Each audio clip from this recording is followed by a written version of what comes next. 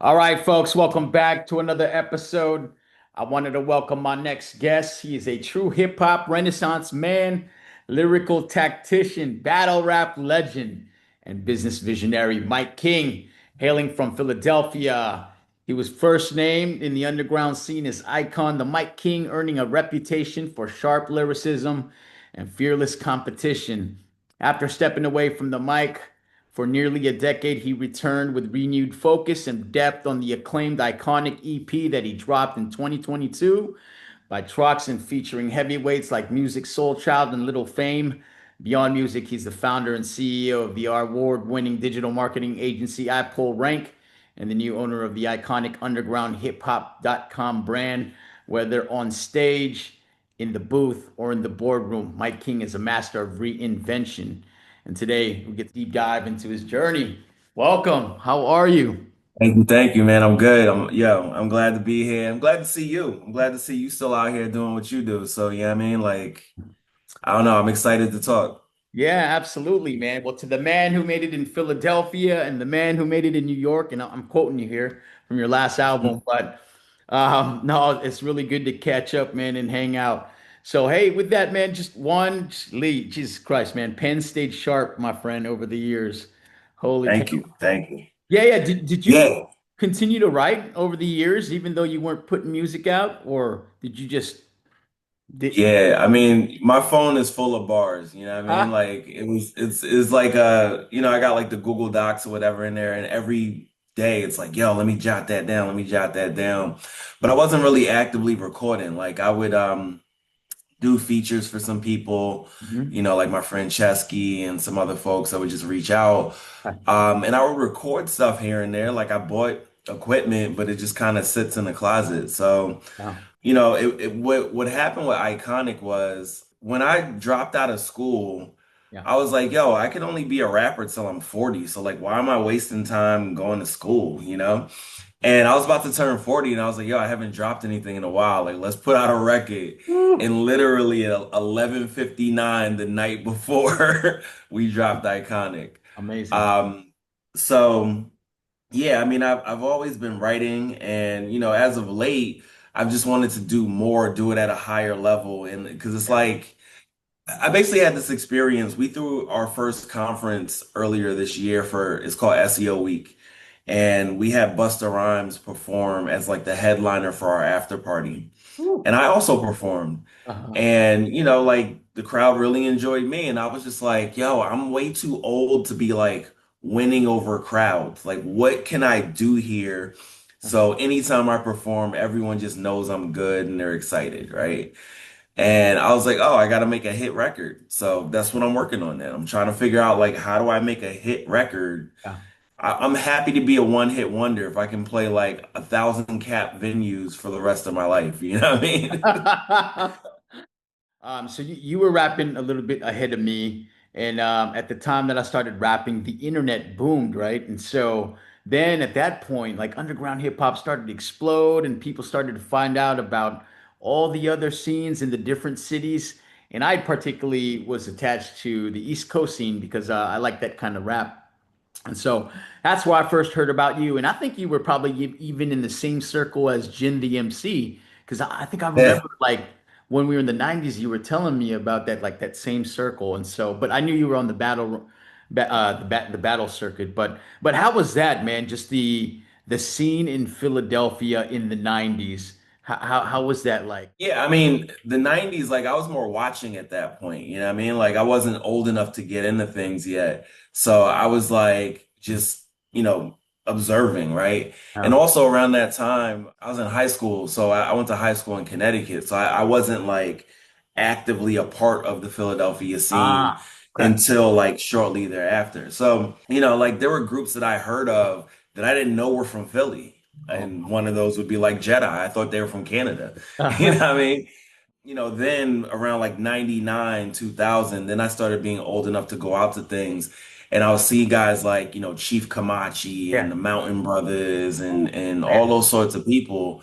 And Rich Medina, he had He's a DJ, also spoken word artist. Yep. He had footwork, which was like an extension of Bobito's footwork from New York, Okay. and so they would throw open mics there. And then also there was a whole like Black Lily joint with like the Roots and all that sort of subculture as well.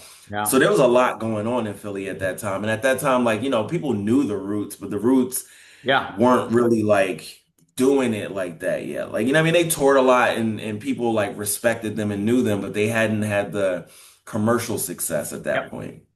So then we come out of, 99 going into 2000, and you got like the whole neo soul thing. You Yep. got people like Music Soul Child and Jaguar Wright and Jill Scott and all that. But around that time, I went away to school. I went to DC. Okay. And, I was like on the battle circuit there. Then I started battling in New York. And Oh, that's when I would just take the train up or take the bus up from school yeah. and just like go get in battles. You know what I mean? And so like I'm coming up at the same time as Jen, like you said. Jen Yeah. was coming out of like Miami, Florida. coming to New York and Yep. do things. That's right. And then we had people like, Pac FM, Tone Yeah. Deaf, Uh-huh. Pumpkinhead, Whew, man. like all those guys, The names. all Yeah. those like underground New York legends, like people like Minnie Styles, like all those like amazing people, like Immortal Technique came up at that same time Yeah. and so on. Uh-huh. Diabolic, like all these guys. And Stronghold, Poison Pen, Sea Rays, like all those sorts of names, right? And so I was in the middle of all that. And that's like the pre-YouTube battle era, right? Where it's Yeah. like you got like random like deviate videos of this sort of stuff that people have, and a lot of it just didn't make it online because Oh, it was early. Yeah. yeah. And like also using the internet for this sort of stuff, like people frowned upon it that time at that point. They're like, Yeah. 'Cause, "Oh, you're like, not a real rapper. You don't have yeah. vinyl out." Like it was always about the vinyl back then. It was always about like, are you getting coverage in the traditional media stuff? Like, you know what I mean? Like, are you getting in the magazines and stuff like that? So yeah, I mean, coming up at that time was really interesting because we were, of course, in very much a transition. It wasn't like 97 with like the raucous movement where Yeah. you could drop a 12-inch and sell like 50,000 copies and then, kind of be on. Yeah. Yeah. Now it was like, you could probably sell like 5,000 copies of some vinyl or something like that. And then that would be enough still because, the scene was just that. But there was a lot of people like me that Yeah. would win battles and get, 12-inch deals and things. I think that's how Pac got his first 12-inch deal with like Bronx Science or whatever. Yeah. Same sort of thing happened with me with Third Earth when I put out that record that Blockhead produced and all that. So, the battling was like the conduit to getting more things, right? Like you would get shows because of that. Yep. And then people would like jump you in their crews because of that. So it was a very organic thing back then for Yeah. sure. Yeah, it was fun too because as you mentioned, if you were part of that battle circuit, you were also part of the DIY movement too, right? You were doing it yourself and you produce your CDs. I still have that one that you had sent me like years ago. The it's the CDR with the cartoon version of you with the crown on the throne. Oh shit, music for I bootleggers. still have it. That's And the crazy. note you like penciled in a note for me, man. It was cool. Like That's what's I still up. have that all at like my folks' house, and I got to bring it up to wherever I'm at these days. But man, I just love that stuff from back in the day. And Mhm. so, really, let me back it up a little bit. So I'm curious. I know Sure. you're born in Philadelphia. I didn't realize that you went to school in Connecticut. I know you went to Howard too for a little bit, and then in New Yep. York. But what do you consider home in terms of like your formative years? Yeah, it's still Philly. Okay. Because like I lived most of my life in Philly. Okay. And then like I very much have a Fresh Prince story, right? Like Hmm. my parents thought I was gonna get into too much trouble in Philly. Yeah. And they were both like first generation successes, and they were like, okay, we got to do something for this kid. He's Yeah. clearly smart. Let's put him in a private school, that sort of thing. I went back to Philly after I was in DC. Yeah. So, depending who you ask, like you can say I'm from New York at this point because I've lived here probably the longest Sure. out of any place in my life. Yeah. But, the way I look at it is I'm from Philly. Okay. Hey, that's awesome, man. And so, so in terms of music, what was your first exposure to music? What was your family listening to? Yeah, so when I was growing up, like the record I remember earliest was Criminal Minded by Boogie Down Productions. I remember my aunt, Huh. she had like the record player and she bought the vinyl and she put it on. I was like, yo, what is this? This is crazy. And then, like we had the heavy block party culture in Philly too. You know what Yeah. I mean? Like so I remember like It Takes Two by Bass. yeah, Rob Bass, and I very much remember Rakim. Rakim was like my first favorite rapper, you know what I mean? And also LL Cool J, like all that stuff from back then was like my formative years. Okay. And like anything that came on the radio was just dope back then. And then Yeah. also we had like all like the Philly rappers too. So it was like all of that stuff really impressed upon me at an early age. And the first concert I ever went to was in 1988. It was in Penn's Landing in Philly, Okay. and it was EPMD and Public Enemy. Okay. And I remember, like the crowd was getting restless because the acts were late and they were throwing bottles and all this. And, my mom took me to this and she was like, we got to get out of here. I was like, no, I want to see EPMD. And you know what I mean? So, like, hip hop was just like so like a huge part of my life from a Yeah. very young age because I'm talking about being like 7 at Right. this point, and it was just so ubiquitous and it was so part of everything. What was it always rapping first, or did you try breakdancing? Did you try Oh graffiti? yeah, I did it all. I did it all. I think Okay. at one point I just realized I could only be great at one of those. I Uh-huh. know there's people that are great at all of it, but for me, Yeah. I was like, yeah, I'm not in good enough shape to be like doing flares and shit. My can control is okay, you know what I Yeah. mean? Like I used to go bombing and piecing all the time, but Yeah. like, I was the type of person that would use tape to get the lines real sharp. Yeah. Um, and then DJing. So when I got one turntable, right? Like I had it on the left side, so I can only really scratch with my left hand. Like I wasn't smart enough to switch it regularly so I could like develop on both sides. Okay. And it wasn't until like I got out of college or out of high school that I was able to like afford a second turntable. Oh, So I was never that good of a DJ, yeah. but rhyming, world class at that one. Yeah. What was the motivator for you to put pencil to paper? Like, hey, I'm gonna start writing. Like, you were a fan, but Yo, that's a big, yeah, big jump. it it was Method Man's first album. I heard Oh, that and I was like, yo, I can do this. yeah. My God. And also like my parents moving me out of Philly into Connecticut, Yeah. I just felt the need to like embrace my urban roots. So I was doing all the hip hop things. And it did start with breaking. Okay. But again, I just wasn't that good at that. But MCing, it just was like a natural thing for me. You know what I mean? Like I remember I would write rhymes here and there, and I was like, yeah, this sounds good. This is cool. But I was really inspired by that first Method Man album. Yeah. And I remember one of my high school friends, in fact, he produced a track on my first 12 inch. It was a record called This Means War featuring Pac FM. Okay. His name is DJ Trends. And I remember we were on like Prodigy back then, and he was like, yo, I can freestyle. I'm so good. I was like, yeah, I'm so good too. Mind you, I couldn't freestyle at all. Again, I'm like Oh, 14 at this point, yeah. and I just had to figure it out. Like, because I knew I was going to school, you know, and the next day, and at some point, he would ask me how to ask me to freestyle. And so I just kept like practicing and then I just got nice, you know what I mean? And for a long time, like it was way more about freestyling for me than it was actually writing. Yeah, most definitely, man. I guess that helped your way into the battle scene. Probably easier Mhm. transition. It It was. was, but it wasn't though. Oh, Because okay. like with battling, like you can be a good freestyle MC, but you can be not good at battling. You know That's what I mean? true. Like you might just want to like That's kind of show true. off the bars and the style and all that. Yeah. if you're not actively dissing someone Yeah. in clear and easy ways, it doesn't necessarily work. So the Good first point. couple battles I did, I wasn't great, but I figured that shit out real quick. Yeah. After you get hit with a couple lines. Hey, Yeah. what's your freestyle game like? Do you still get to practice much, or no, not so much these days because of work and family?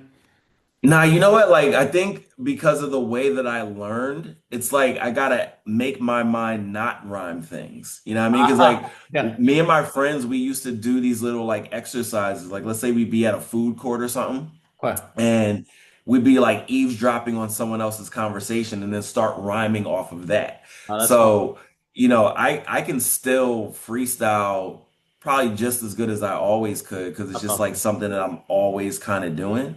Yeah. Or like I'll see a phrase and I'll just start, riffing off the phrase. So even though I don't perform as much as I used to, Okay. I still have freestyling as a part of my performance. And every time I get up, like I'm still just as good as I was. Yeah, I mean, even on the 2022 album, just the delivery, the confidence was just, man, if not, it got like 10 times better, man. You know what I mean? Just, Thank you. yeah, it's Thank you. awesome to hear that, man. And what about like some of your biggest influences? Who do you hold in high regard and how do they still impact you today? Yeah, it's interesting you say that because I'm doing a album right now with a rapper by the name of I Am Many. He used to go by Many Styles, and he's been one of my favorite rappers for like, I don't know, let's call it 25 years or something like that. And Okay. he's had a lot of an influence on me as well, right? But Wow. like Hmm. now that we've come together, it's like more clear. Here's what you do. Here's what I do. Yeah. And he is amazing, amazing across the board as an MC, but he flows way better than me. Whereas I'm obviously amazing too, but like my focus is more bars. And this is not to That's say right. that his bars aren't great. His bars are amazing. Yeah. But like when you put us side by side, you know what the differences are That's now. right. You You know what I pick mean? one from each MC. Yeah. Yeah, exactly, exactly. So he's definitely one of my influences. Pharoah Monch, one of my influences.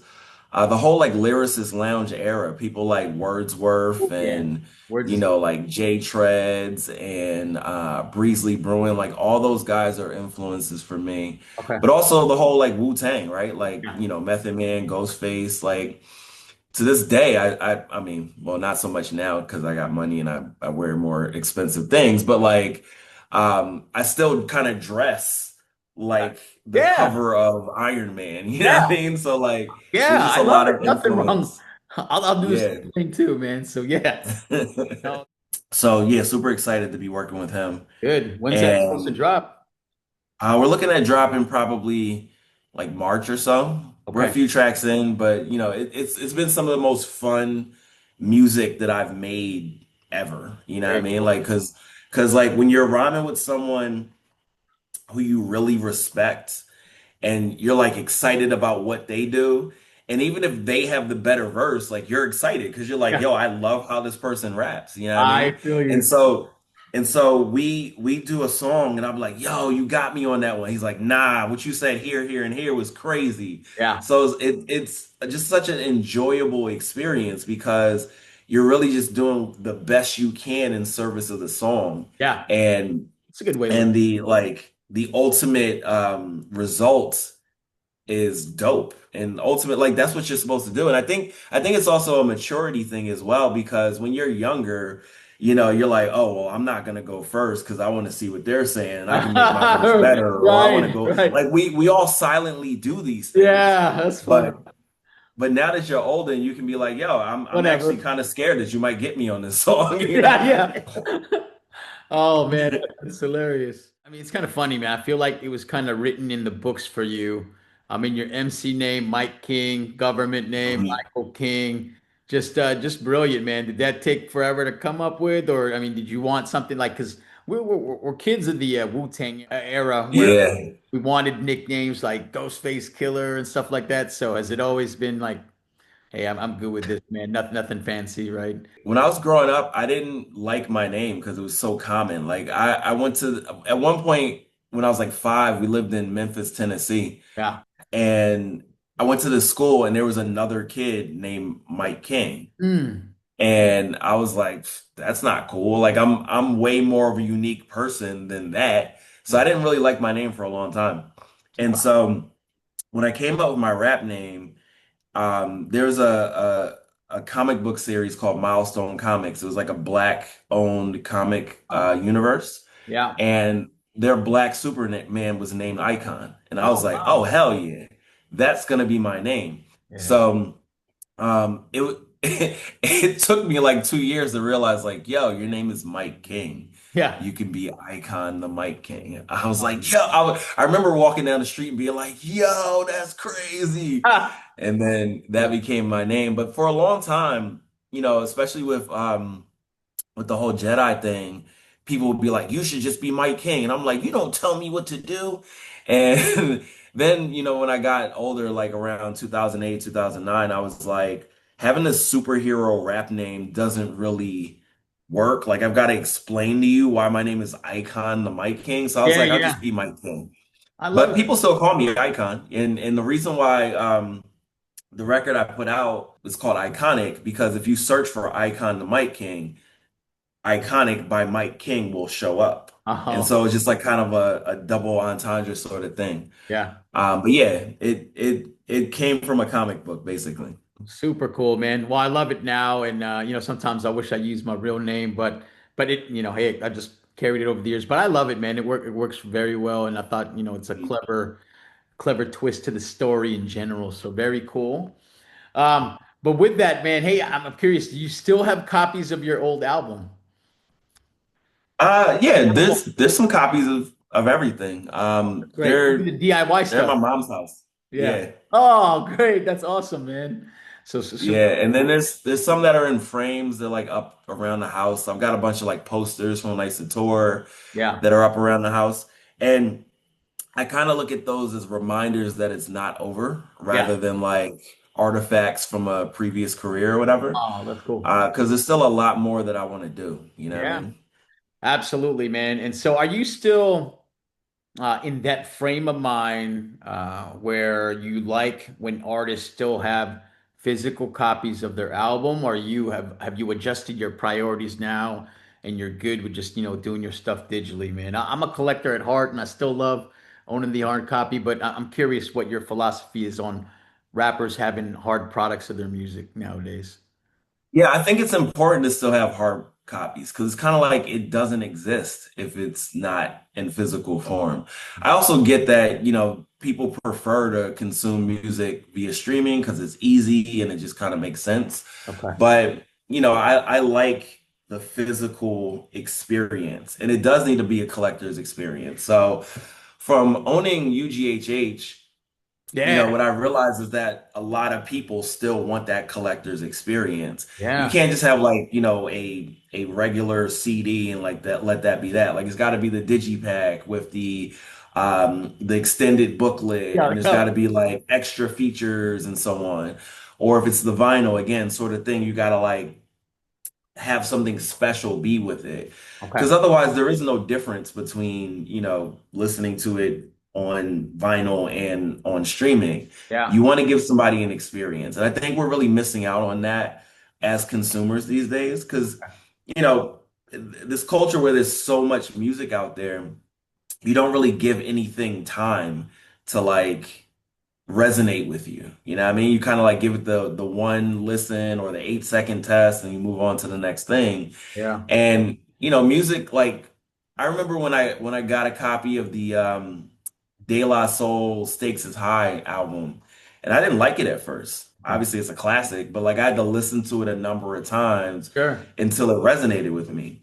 And if that album would have came out now, like people just wouldn't really Yeah. gravitate to it in that way because it's one of those things that like grows on you. Okay. So I fear that we're missing out on our modern classics because of that. And I think having that collector's experience creates more of a reason for people to revisit music. Yeah, I like that, man. And you touched on undergroundhiphop.com. And so I'm not exactly familiar with like the start of it and how your Mhm. story joins that story, the acquisition of it. Do you mind just giving me a quick overview of Sure. and how Yeah. it started? So it was the end of 2016, and they announced that they were closing down, Right. and they explained why. They were basically like, obviously the economics of the business were pretty difficult, but I also looked at it from a search perspective, and I noticed that their search traffic had dropped off dramatically, and I was like, oh, I can fix that. So I got with a couple guys, and I was like, yo, let's buy this, and we did. And in 2017, it had its best revenue year ever. Like Wow. we did some really good things to get it going. And then I also invested in content because that was one of the big reasons why the site wasn't performing as much anymore. Okay. But the problem was there was a lot of debt, and the Mm. business model kind of doesn't work. And what I mean by that is like UGHH was buying from Fat Beats. This is just a quick example.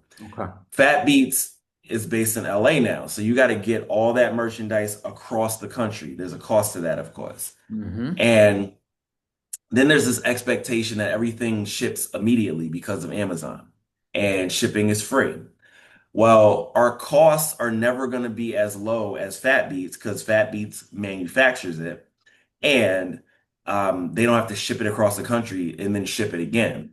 So inherently, we can never beat Fat Beats prices. Yeah. And so the other thing is that because we're doing this like just in time fulfillment, unless it's something that we know that we're going to sell a lot of, there's always kind of like this arbitrage aspect where you're trying to get it out as fast as you can at as cheap a rate as you can. And Right. so the margins are super, super thin. Yeah. And so what I tried to do was really invest in content, get people coming back, and then like, you read this article, you'll buy this item from that artist that we just interviewed or whatever. Yeah. And it didn't work. We spent like 90 grand on content and it yielded an ROI of like 10 grand. Okay. So like super negative ROI. So it ultimately didn't work. And we lost a lot of money out of on it. I didn't have a lot of support to run the business and Yeah. also run my own business. So it kind of ended as a disaster. But ultimately, the goal is to relaunch it as more of a marketplace so that we don't have to do fulfillment. Okay. Think of like an Etsy, right? Where it's like you sell your products on there, you fulfill them as you need. Because one Yeah. of the other things is you used to just kind of like compete with other stores, but more artists are just doing direct to consumer now, and they're offering incentives that they don't offer through those stores. So to some degree, it makes more sense to just like go direct to the rapper and get it Yeah. than to pay more to get it from UGHH. Sure. So it's just a really difficult business model. And it needed to be changed, but I just didn't have enough help to like shift it into where it needed to go before it fell apart. Hey, I'm excited with the relaunch. I look forward to it. Yeah.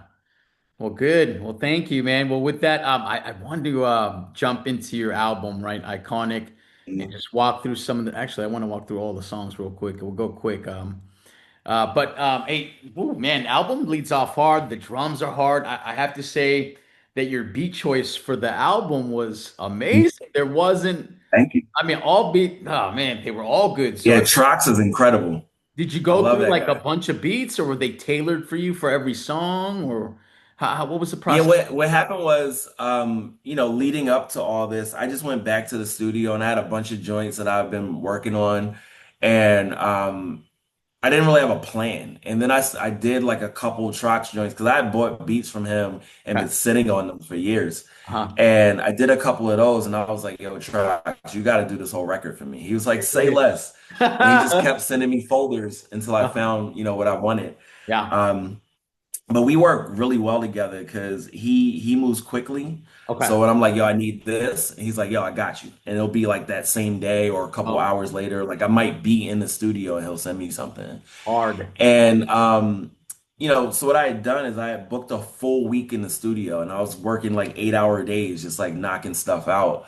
And Haas, Anwar Hassan used to go by Haas Low. He was there with me too. And a lot of those records came out of conversations that we were having or like some ideas that I had already had. Yeah. So whenever I make a record, I always remember like when I first heard the Camp Low record, like how hard that starts.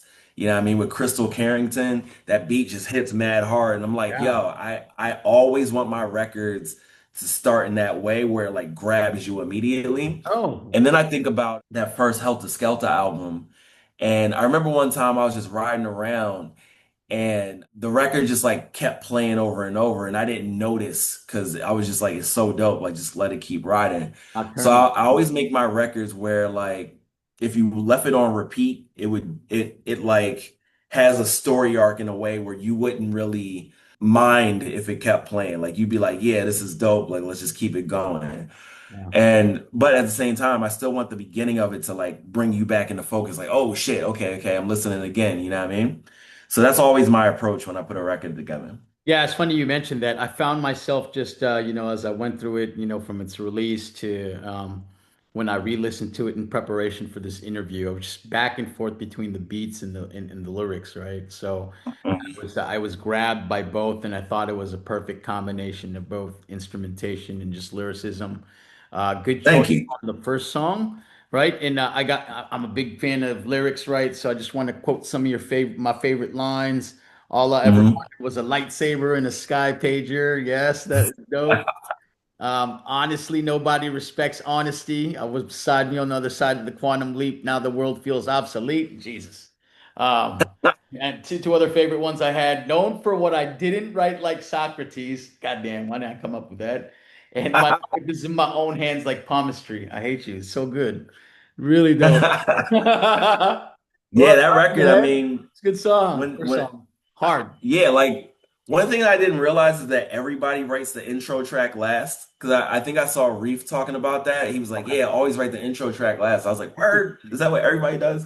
But anyway, it was the last record that I wrote. And, I'm kind of just like playing off like the themes of the whole record, of course, and also just talking about how my life has changed. Yeah. And so when we did the video, a lot of this record is kind of like a love letter to Philly. You know what I mean? Like I got music on there. I tried to get Black Thought on Woo. Time Out, but Yeah. we couldn't make that happen. But anyway, when we shot the video, half of it is shot in Philly, and then the other half is shot on the Brooklyn Bridge. Okay. And all of the visual motifs are meant to be iconic, right? Like so, like the Brooklyn Bridge is an iconic Landmark. landmark. Yeah. And then in Philly, I shot it on Broad Street on, like it's called like the Avenue of the Arts or whatever. And then in the background, you have City Hall and all that. And again, like iconic space. I know there's like a one of the Jedi albums, they take a picture in front of City Hall. So like that's like an iconic area for Philadelphia. Yeah. And yeah, I mean, thematically, it's just, talking about all the stuff that had happened Yeah. leading up to that. Pen was sharp, man. And so yeah, hey, great choice for first song. Second song, I love good hook writing, which I find, I just think in general hook writing is difficult and sometimes it makes the song, but the hook on this thing, we gonna build. I'm talking castles in the sky, 80-story buildings with my name up on the sides. Oh man, it just this fun. We gonna build. I do whatever it takes, and I don't take advice if you never was great. Jesus, man. Or Man. yeah, I mean, Uh-huh. that song is like all about, building my business, being an entrepreneur, Yeah. talking through like the ups and downs and all that. And yeah, I thought it was really important to just like jump right in and be like, yo, this is who I am. This is what I'm doing. You know what I Yeah. mean? Like this isn't just, rappers rapping. Like this is the life that I'm living Yeah. as an entrepreneur. Here's where I've been since I dropped this last record in like 2009. Like this is what it is. And it's like people have talked to me about that record, have said like how motivating it is. And It I love that is. too.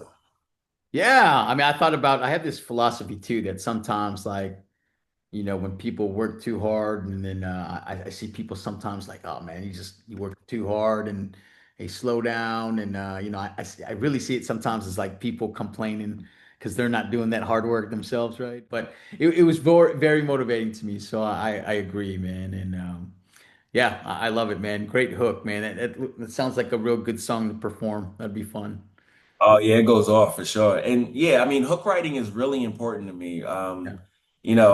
I'm trying to get even catchier with my hooks as of late because Huh. that's what grabs people. You know what I mean? Like Yeah.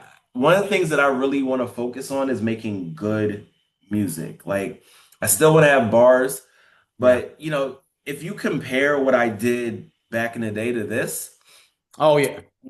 what I think you can understand is that I'm still doing the things I did before, but there's more control to it. You know what I mean? Like I don't just go like, rattling off rhymes just to rhyme. It's like when I do the back-to-back patterns, it's for a reason. You know what I mean? It's not just like to show off. For me, it's like how do I continue to impress myself, Yeah. but also do music that people feel. Like the way I kind of think about it is, there's music that you kind of rock to in your head because like, oh yeah, this is clever, this is cool, and then there's music that you feel in your stomach. Yeah. And I'm trying to like combine the two, where it's like Yeah. you still get the feeling from it, Yeah. but the bars are still crazy. You know what I mean? Yeah, I know you do a good job of that for sure. And Thank you. for track number three, I just can you share some insight on the collaboration between Anwar Hassan? You guys did a great job of putting King's Ransom together. Dow Jones Yeah. industry is average. I'm a savage with Dow tones. That's the hang up. Yeah, so me and Haas, we go back for a long time. Like he's done a lot of great records. He did some records with Mellow Music Group and all that. Uh-huh. And like we were just riding around and talking, and I was like, yo, I really like that song, what's it called? Lemon Pepper Freestyle by Drake and Rick Ross. Cause like Drake kind of blacks out on that record. I know that's crazy to hear a lyricist like me say I like Drake, but I do. No, Um, I think he's good. Yeah. yeah, I think he's dope. Yeah. But anyway, I was like, yo, we should make a song that's like structured in that way where like, you got a 16 and then I just go crazy for whatever. Yeah. And so we got the beat. And then I think this was the moment where I was like, yo, I just need tracks to do the whole record because we did this and it was crazy. But yeah, like so we both just started writing and Haas was finished first and he laid his and I think he just had 16 at that point, but I was still going because my verse was like 48. So he's like, oh, I gotta add a couple more. And so he did that and then I knocked my verse out and we were like, yo, this shit is crazy. Like we were listening to that back to back for like a week, you know what I mean? And that record was just so much fun. Yeah. And then when we did the video, I was like, yo, I want one of those videos with like all the effects and the words all over the place. So we Yeah. shot it in one of those like all white rooms. Like I think it's called like a psych wall or some shit like that. And yeah, we just had a lot of fun with it. And Yeah. yeah, I mean, whenever me and Haas do a record, we just enjoy it, you know what I mean? Yeah. And we're working on more stuff too, because that's just my guy, you know what I mean? Like, and I love his stuff. It's just fun when we put it together. No, it's great. Yeah, your features were very select and nice and very reinforcing of the dopeness of the album. I thought it was a great song. And then we see another side of Mike King too in the next song, Made It, featuring Music Soul Child. It's a tribute to Yeah. their beautiful singing that took place that was a part of the song. But great, man. Do you want to tell me how this song entered the album too as well? It's yeah, I guess real quick, I just want to say that it's a great piece to the album, just not an expected one. So what was the decision for that? How did it come about? Yeah, I mean, for me, it's really like what beat resonates with me, and then what do I want to talk about on that beat, right? Okay. And it was just one of those tracks where I was like, oh yeah, I'm like, I'm feeling this. Okay. Oh, I should talk about my mom. My mom is amazing, right? Like she is she went to Penn, she went to Yale for Yeah. her master's. She Registered was nurse. also working on her doctorate, but that she just decided she didn't want to do that because it's just too much of a time suck for her. But anyway, whole point is that my mom has done a lot of great things and she made a lot of sacrifices raising me and giving me all these opportunities. And I wanted to talk about how like all of that has paid off. You know what I mean? Yeah. Like I have made it. You don't have to worry about me anymore. Okay. And I just like made the record. And when I did this record, the whole EP. I put it out without any features on it, and I was like, I'm just gonna tweak things like the same way that Kanye would put records out and then he would adjust them and put it back out. Like I was Have to doing get the that same post sort of production. thing. Yeah. So when I initially put it out, music wasn't on it, Okay. and same thing with Time Out. Little Fame originally wasn't on the record. Yeah. And then, I just like used my network and my guy Mecca, Mr. Mech from he used to be well, I guess he's still kind of down with like the whole Q5, QM5 extended fam, that whole sort of world. But he's also Busta Rhymes' A&R, Yeah. and he was on a podcast called My Expert Opinion. So like he's always just been a big part of the music industry. He Yeah. used to write for The Source and XXL and all those sorts of things. And so I hit him up. I was like, "Yo, I'm trying to get Music Soul Child. Like, what's good?" And he Yeah. was like, "Say less." And he plugged me in. Use that network. And Yeah. yeah, he jumped on the record, and the rest is history. And like Music Soul Child is one of my favorite Oh. artists ever. You know what Oh I'm God. saying? And like Yeah. my mom also likes him, so Yeah. she had originally heard the record as is, and she was already excited. But then she heard this version, and she was like, "What? Yeah. That's crazy!" So yeah, it was just a moment that I wanted to have for my mom Yeah. because again, like where my life is, I have a better understanding of what it means and what she had done for me. Like the sort of thing that you don't really understand in your 20s or whatever. You live enough life and you realize like someone really sacrificed for you to get to where you wanted to be. Yeah. Oh man, and so it's the way you talked about just adding him later on, because I noticed in the song he wasn't like the main part of the hook. It was you doing the hook, and he was just Mhm. reinforcing and supporting the hook. So okay, Yeah, and then we gave him a bridge too because I'm like I got Music Soul Child on this record. yeah. I gotta let him blast off. You know what I'm saying? Yeah, yeah. No, and so it was good because I mean, you were still the star of the song though, which I liked. So Mhm. yeah, it was just yeah. So it wasn't like Yeah, for the feature to overpower the artist. I thought it was just a good compliment, and you were still the awesome lead. And again, the content of yeah. the Thank song you. was just amazing. So yeah, Thank you, man. um, Yeah, I would love to do more records with him. yeah, I would love to like be a writing partner for him. Like, yeah. I mean, all that stuff would be cool. Like if I could sing, I would have never been a rapper. You know what I mean? So like Right. somebody like Music Soul Child is what I would have wanted to be if I was a singer. Uh, no, yeah, he's certainly amazing for sure. Hey, moving on to the next track, Balancing Act was another song where you flex your ability to write good hooks. Man, I Mhm. again, but some lines too. It means what you think it means, like modern art. Yeah. That was great. Hey, when you come up with these lines, do you realize, like, is it just for you, or do you think, like, hey, I wonder if this is going to catch some attention? And it's probably Yeah, I funny for mean, you to hear me tell you that I enjoy that line. nah, that's exactly what it is. Like the way I write is always for someone to like get something later. You know what I mean? I want the music to be like, oh shit, I didn't pick that one up before. You know what I mean? Like, because as a listener, that's what always gets me hype about listening to something like, oh shit, the way they worded that, or Yeah. the way they said that, or that idea, like, damn, I never would have put those two ideas together or whatever. Yeah. So. I've always written in that very layered way. Okay. Definitely more so before. Like there's way more like puzzle rapping that I had from back in the day, Yeah, yeah, but I yeah. still sneak it in here and there, you know what I mean?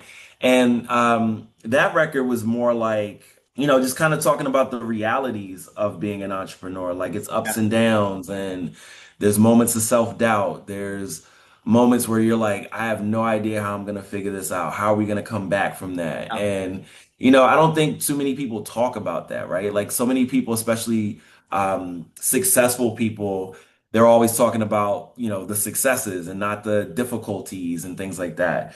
And so I just wanted to tell the full story on this record. Yeah, I could see that where you expose your humble side too as well. I mean, even the hook, right? I just can't, I just won't, I just am.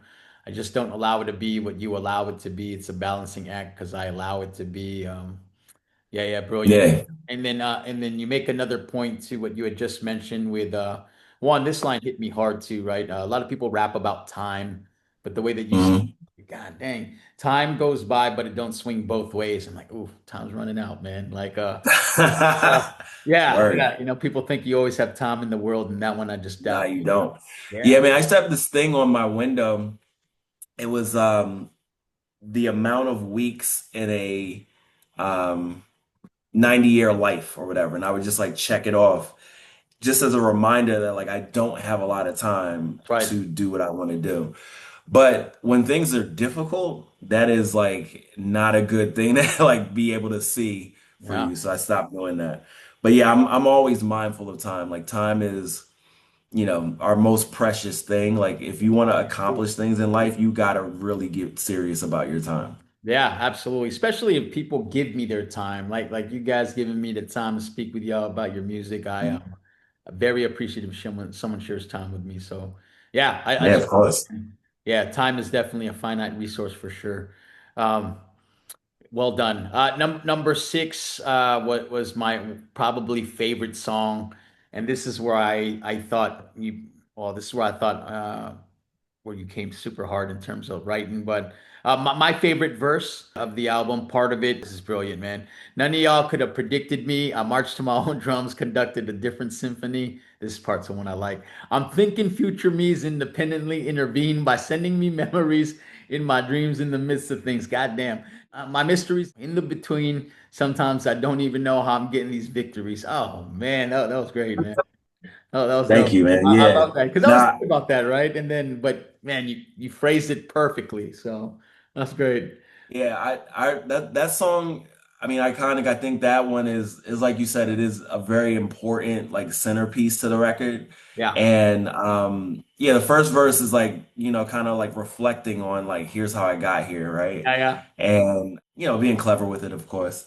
yeah. And then the second verse is about my relationship with my dad, which is like something that I've had to work through and understand. And like I, even in the verse, I'm talking about like, hey, maybe you didn't get what you needed, Yeah. which is why you're not able to give what I need, like that sort of thing. Ah, okay, But even with the video, again, like keeping with that love letter to Philly, that Philly New York dichotomy. okay. So in the first part of the video, I'm doing the Rocky run, like through Yeah, uh, the Ben Franklin Parkway in Philly, running up the Art Museum stairs and all that, and then I'm rapping on there. okay, And then once we get to the eighth bar, it switches to me doing the Allen Iverson practice thing, you know what I mean? Where he's like doing the press conference and all that. So okay. again, very Philly, very iconic things. Well, Then we shift to again going back to the Brooklyn Bridge, and we've got footage from when I got married. And that's kind of like representative of like overcoming some of the things that are in the relationship that I have with my father. Because my parents were never married. okay, And I never really understood the value of marriage because I never saw it. You know what I mean? Me and my wife have been together for a long time, okay, and we just got married like 2 years ago, okay. or 3 years ago. I don't. A lot of symbolism in all of this because that's what I do. But I feel like this record plus video were probably the best execution of a full idea Yeah, out of everything that we did with this EP.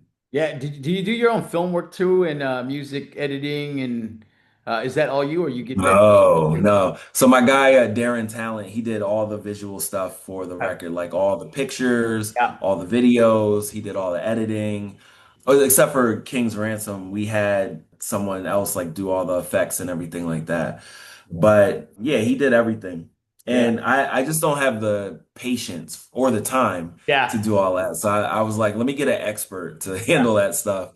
Oh I yeah. just come with the ideas, you know what I mean? Yeah, the audio engineering on this album was really good too. The mixing was on Oh point. yeah, that's my guy Goss. So Goss is he's one of the people that was doing engineering for like a lot of things that came out of Philly. Like, there's a studio literally called The Studio in Philly, owned by a guy named Larry Gold. And Goss used to work with everybody. Like Justin Timberlake came through. Like he did stuff with music. He did all these sorts of people. Like did stuff for the Roots and everything. And so he recorded and engineered the whole release. And, until recently, I was doing everything. Like I would go back to Philly Yeah. just to work with him. Nice. And I mean, I still do that, but like now I'm starting to work in more studios as well. Cause Yeah. like, this is a spot that I work in now. It's right above Quad Studios where famously Tupac got shot. Okay.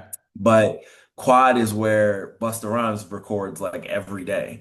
And Uh, I'm in this studio called Penthouse, which is like right above it. So I'll be recording my vocals and I'm hearing Busta Rhymes playing his music like super loud. But it's like it's good energy, you know what I mean? But whole yeah. point here is that, Goss is amazing and he's done great work with me. Uh-huh. And, I consider him part of the team. Yeah, absolutely, man. Yeah, well, shout out to him for just doing, oh man, doing some amazing work on your project. Seven, Rainmaker, another banger too, as well. Another song that displays your hook writing ability. I love it. 1 million, 2 million, 3 million, four. I've never seen the ceiling. I forgot about the floor. Man, that's great. 4 million, 6 million, 8 million, 10. On my way to half a billion, not if, when, a woo, hard hook. Yeah, I mean, that hook is Fun. is definitely very, very influenced by Jay-Z. Okay. He has that song "You Don't Know," Okay. and he does. It's not the hook for the song. There is no hook for the song, but like he just starts counting. He's like 1 million, 2 million, 3 million, four. I was like, yeah, I'm gonna flip that. So, but yeah, that record is like extended metaphor sort of thing, like Yeah. just battle rhymes, but from the lens of talking about being good at sales and also using a lot of those like, like the business terminology, like circle back and take a 10,000 foot view. I was like, let me see if I can take all those bullshit sayings and turn it into like good bars. And yeah, I was really happy with that record. That's probably like my favorite. I don't know, like I love all the records, but Yeah. it's one of my favorites to perform because the beat is so hard. Yeah. And yeah, it's just a fun record. But what happens whenever I perform it and I kind of say at the end, like, count the money for me or some shit, Yeah. it kind of takes the air out of the crowd because they don't realize what I'm rapping about until the end. But Yeah. yeah, I really enjoy that record. Yeah. Great. And as we approach the final two songs for the project again, real good songs too. This one too was another side of Icon. I enjoyed Miss Me. Kind of the letter to my ex-girlfriend type song. That was fun to listen to. I mean, I know what it's about, but just some of the lyrics were pretty funny. I heard you're never Yeah. good. We was never good. Uh, I know you see me on the socials. I target ads just to expose you.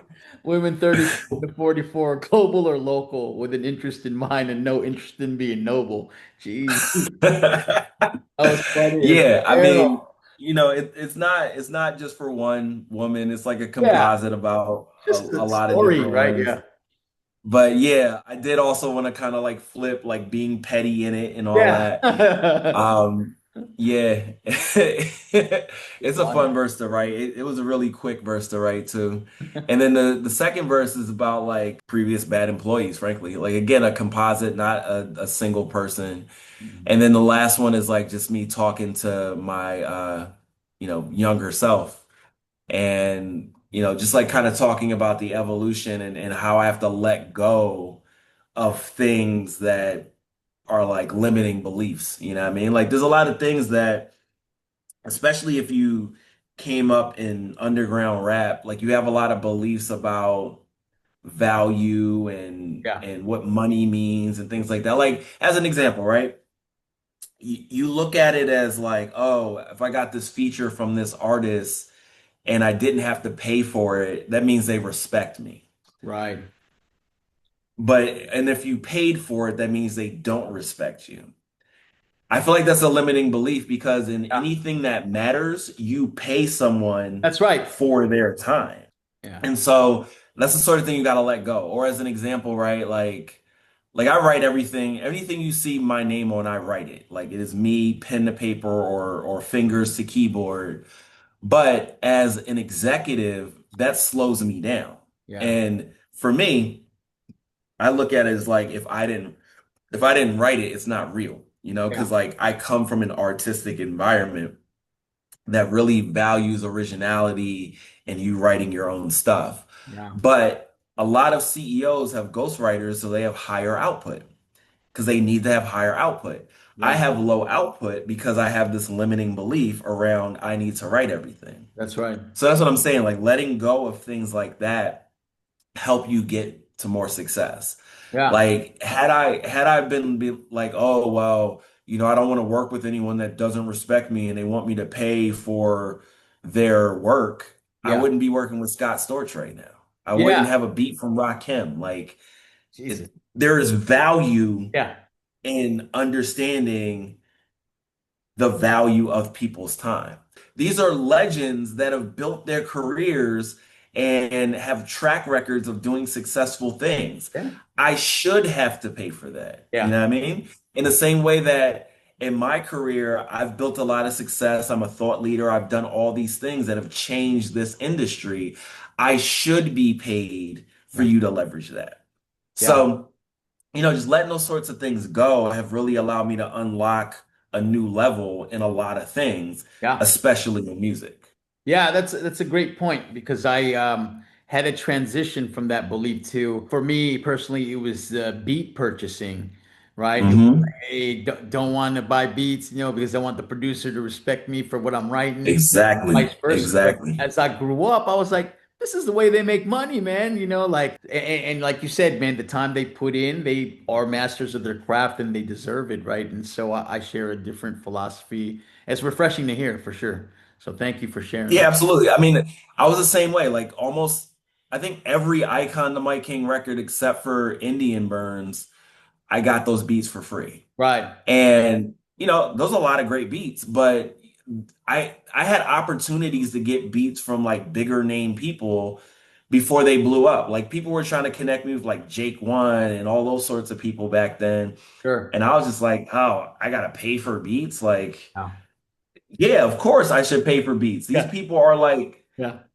they are doing what you are doing. You know That's what I mean? right. Like, and I would charge people for features, but I would be like, oh, I gotta pay for beats. Like, it makes no sense. Yeah. So yeah, I'm glad I grew out of Oh, that. it's great. Yeah, I've never had to talk about this during the interview, but I like it, man. Thank you for your perspective, man. That's great. Mhm. All right, man. Well, hey, that we jump into the final song, "Timeout," featuring Lil Fame from Mash Out Posse. I mean, what do you expect, man? A song with somebody from MLP. What are you gonna expect, man? Pure madness. Yo, I Both of us had brought it. I had such a good time with that record because so when I originally wrote it, I had the hook or whatever, and Goss was like, "Yo, you should get Lil Fame on that." I was like, "Yo, let's see if we can do that." You know what I mean? Because I mean, I had always wanted Black Thought on it, Ooh, but then once I heard it back and I heard the hook, I was like, "Yeah, we should get Lil Fame on it." yeah. So we reached out to Fame first, Okay. and through my dude DJ J Ronan. Okay. And I went to Ronan's house and Fame was there. He laid it. It was cool. Like I bought this big bottle of the more expensive Hennessy. I Yeah. was like, yo, let's do this. And like we're just hanging out. His wife was there. She was cool. And we just had a really good time. And then he was playing me records. I was playing him records. And like, yeah, it was just really cool. I had a great time meeting Fame. Yeah, then we tried to get Black Thought on the record, and I didn't do it the right way, to be frank. Like I was trying to like, go through the network, see someone that could get him the record. Like there's a guy that used to work for me that works on the Tonight Show. Okay. And like he's like one of the videographers or something. I was like, yo, give him the record, give him the record. And Goss knows him, so he emailed him the record. So like it probably got to him in a number of ways, and he probably, doesn't know me and doesn't give a shit. And so like that didn't happen. But what I did end up doing, which I did the right way, is there's a remix to this song, and it's got Freeway, Beanie Siegel, Petey Crack, Reef the Lost Cause, and Slaughter Rico. It's like the most Philly record ever, Yeah. with everybody just blacking out. I haven't put it out yet, but it is Oh amazing. man. But going back to the original, which I really like, I feel Yeah. like What? Dope. that record is the most like icon the Mike King sounding record, meaning that, I'm doing more of the flow is like a little more off kilter. I'm saying some crazier things. Yeah. But I don't know, I really love that record. Like it was so much fun to do. Yeah. And it was kind of like a return to form a little bit. Yeah. But yeah, I mean, it's what I do. Like I black out on the bar, say crazy shit, Yeah. and that. And Yeah. yeah, just like Little Fame on it, like takes it to a whole nother level. Oh, Because dude. just know, like that hook used to be me, and now you hear him, and that shit is crazy. Yeah, absolutely, man. Yeah, the contrast between your voices were great and yeah, it was good, man. Just I mean, what do you expect, man? Like, yeah, Yeah. you both are sharp individually, you guys are both amazing, and so you put them together, man. It was crazy. So Yeah, I got to do a song with Fame where he has a verse because I don't know. I just love. uh, I mean, I love the whole MOP sound, but I really love Fame because he doesn't get credit for the level of lyricist that he is. He has some fair great enough. bars. Fair enough. And they've got so many classic records, man. Like, oh, and another thing I want to say about this record, like in general, Yeah. was that sound wise, it's very much like, early 2000s like Rockefeller stuff. You know what I mean? Like Just Blaze sort of records and Or whatever. Alarm Like Blaze. so the yeah, a lot of that sound is there. And then to have Little Fame on it as well, because he Yeah. was a big part of that era, Yeah. was a real good like capstone on the record. So yeah, was really happy with that one. Yeah, and a partridge in the pear tree. What an amazing album. 2022 iconic. Everybody got to check that out. That I don't think there were any hard copies to that project, were there? There wasn't, but I'm Oh, actually going to Japan next month and okay. I'm pressing some CDs and vinyl for that. So Good. Keep me posted. um Yeah. yeah, for sure. Very cool. Well, hey man, that wraps up my music and history questions, and I always love to close the interview with just some fun questions, and then and we'll call it a night. But thank you again for your time. Let me Yeah. these, and then let's see how it goes. All right, first Hold question. up. Before we get into that, Yeah, I was listening to you yeah. about a week ago because Oh, Sunwheel was my shit. oh Like man. I don't know if people know, like that album that y'all did was crazy. I remember like when that shit dropped, it was one of the Hip Hop Infinity records, right? Yeah, yeah. Yeah, I remember that record drop. I bought a copy and I was Oh like, yo, wow, these dudes are dope. So I man. don't know if you spend time on this thing telling people that you're dope too, No, but no, you no. are. Hey, thank you, man. And it's an honor just to have you part of my story too as well. So yeah, it's good, man. But thank you. I appreciate it, man. I Yeah, just of course. music, man. I love it, man. Yeah. So got to find a way to give back. Well, hey, man. All right. Hey, here's my first question for you. Very easy softball question. What is your favorite food? What does Mike King like to eat? I'm heavy on Italian food, like a Are you? good chicken parm. Okay. Like, man, I love Italian food, but I mean, I love a lot of stuff, like a lot of Asian food as well. Okay. But yeah, my favorite would be Italian. Okay. What is a slang word specific only to Philadelphia? You know, your favorite Philadelphia slang word. I mean, the main one is John. Like that Yeah, that yeah, is yo. and, Yeah. and the thing is like John is kind of international now. Like I hear Yeah, a lot of yeah. people from a lot of places saying it and it's so crazy because when I was young and I moved out of Philly and I would use it heavily, people would have no idea what I was saying. Now, so many people say it, but it's probably the biggest export from a slang perspective from Philly. But we have a lot of words. There's words like drawn and you Okay. know I'm not familiar. Joe and all these sorts of things, but John is the one I say the most. Yeah. Um, and what made me upset was there was that one movie, I think it was the first Creed movie, where Tessa Thompson is Yeah. explaining it and she's saying it wrong. So I'm like, whatever, but as long as people know about it, cool. Yeah, it's funny you mentioned that. My Philly friends still say that all the time. All right, hey, you mentioned your like for Italian food. What are you choosing between red and white pasta sauce? Bread. Red all the way. Okay. Yeah. Yeah. I mean, I do love a good like fettuccine Alfredo, so that'll be a white sauce or whatever, but more often than not, I'm eating a red sauce. All right. Hey, so minus rap music, no rap music allowed. If music had to be played every time you entered a room, what song would it be? Shit. Um, Hardest question I asked you. Huh? yeah, this is hard. Oh no, I can't do that one. Oh wait, no, I could do like if it's me entering the room and every time want to be starting something by Michael Jackson. Oh, all right, good. All right. Hey, my final question for you. If you could have dinner with anyone, past or present, dead or alive, who would it be? Michael Jackson. Oh. Well done, man. Hey, thank you again for your time. It's an honor to have spoken to an amazing artist, man. I just, again, man, I watched you grow up in the music scene. Been a fan of your music. I love everything that you've done from your music to back in the day to what you're doing now with your business. Just very motivating, man. So I love it, and I can't wait for all the future projects. So thank you. It was an honor to speak with you. Now I want to turn the mic over to you for one final time. Just close us out and say what you want to say before we end this amazing session. Yeah, man. Thanks so much for having me. I really appreciate being here. Yeah. You know, stay tuned. I got a lot of music coming. Like the plan is to drop something every month in 2026. So Man. also get back on the road a bit, things like that. So like I said, I'll be in Japan next month doing some shows. Ooh. And yeah, there's gonna be a lot of records that we're dropping with a lot of crazy features and a lot of great beats. All right, man. Well, good. Well, hey, take care. Enjoy the rest of your weekend. I look forward to releasing this interview.